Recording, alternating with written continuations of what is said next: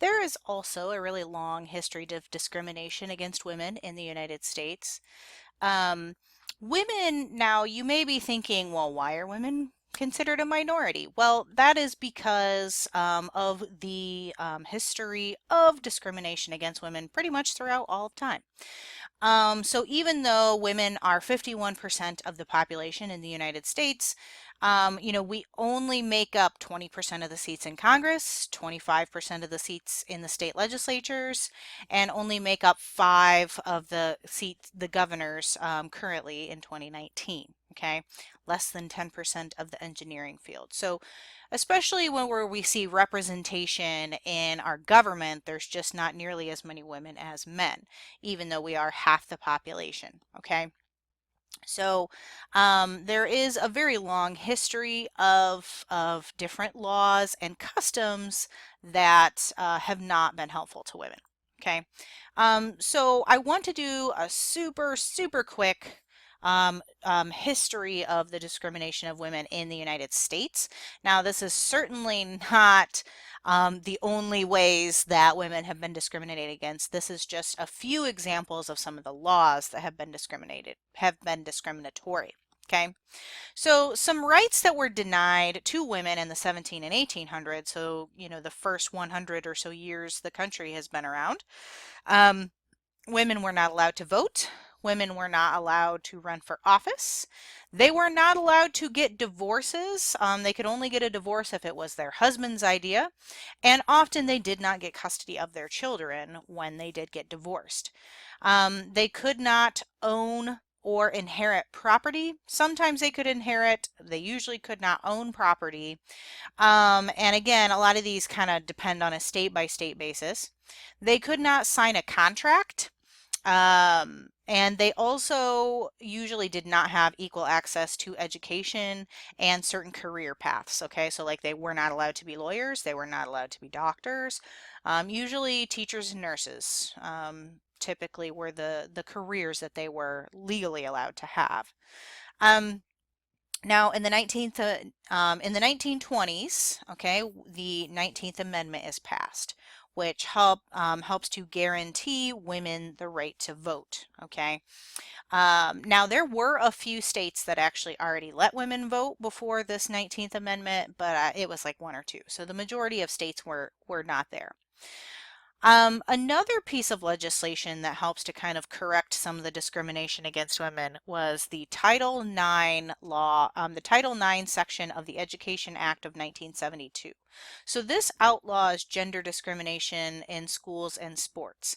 Basically, it says that you cannot, like if you have a boys baseball team, then you have to have a girls soccer team, and they have to have equal access to locker rooms, and the amount of money kind of needs to be equal so that it isn't, so that there is more equality of opportunity in education and sports. And this is at both the like elementary, middle school, high school level, also college as well. Okay, so Title IX has really guaranteed a lot of protections to women throughout the last how many decades that has been passed.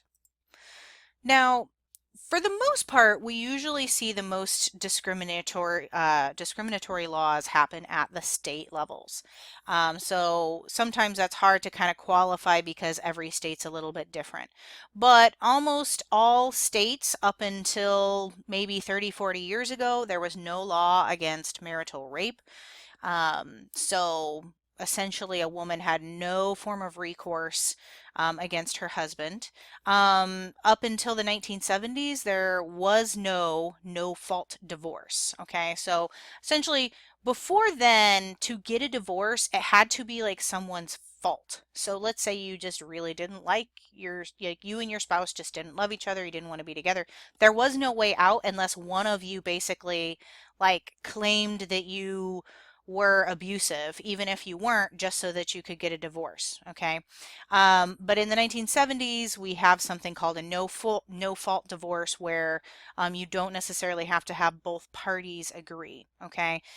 Which this was helpful because there were a lot of women who could not get out of abusive relationships because they couldn't get their husband to consent to the divorce. Okay.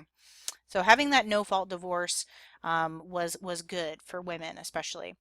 Um, and then we have a law in 1994 called the Violence Against Women Act. Okay.